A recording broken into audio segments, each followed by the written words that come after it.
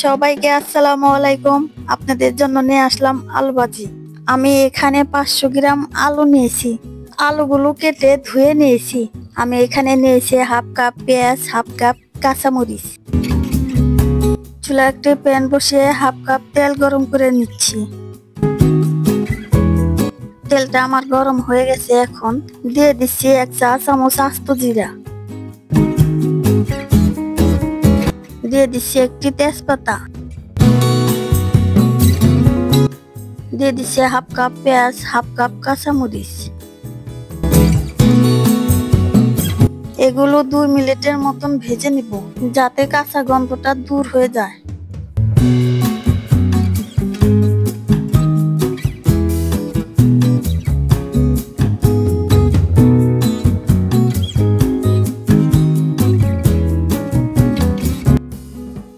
এখন দিয়ে দিচ্ছি হাফ টেবিল চামচ হলুদ, দিয়ে দিচ্ছি সামান্য ধনিয়া গুঁড়া, দিয়ে দিচ্ছি সামান্য মরিচের গুঁড়া,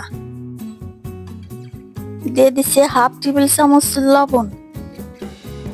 মশলাগুলো 2 মিনিটের মতন ভেজে নিব।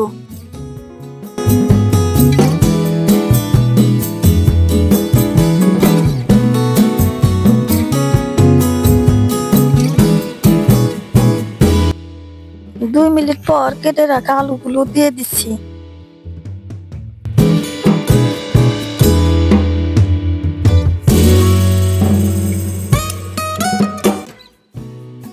আলুগুলো ভালোভাবে 2-3 মিনিট ভেজে নিব।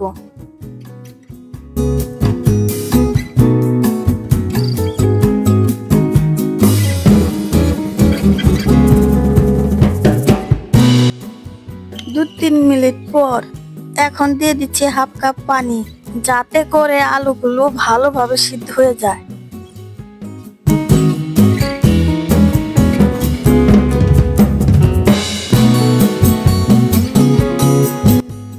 ভালোভাবে নেড়ে চেড়ে ঢাকনা দিয়ে দিব। 5 মিনিটের জন্য রান্না করে নিব।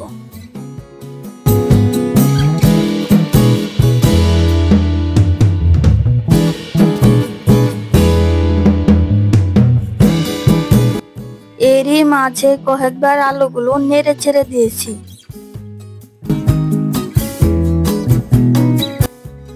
ঢাকনাটা দিয়ে দিব। আমি আরো 5 মিনিট রান্না করে নিব। 5 মিনিট পর ভালোভাবে নেড়ে ছেড়ে দিব।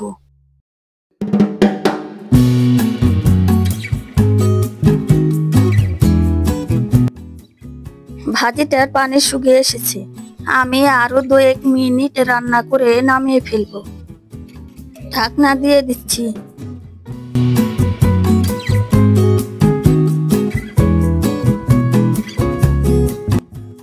দিয়ে দিচ্ছি সামান্য একটু লবণ। লবণটা আপনাদের স্বাদ মতন দিয়ে দিন।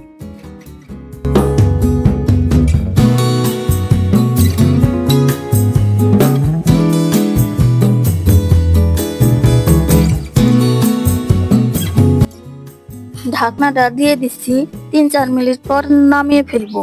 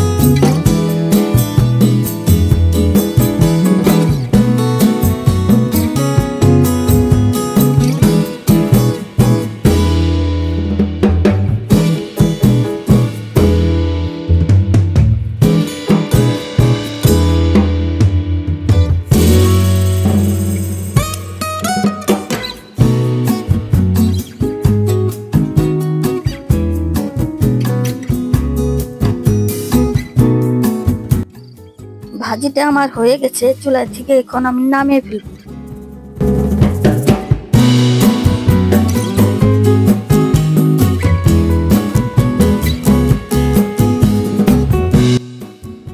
সহজ রেসিপি দেখতে জান্নাত কিচেনের সাথে থাকুন। দেখুন কত চমৎকার হয়েছে।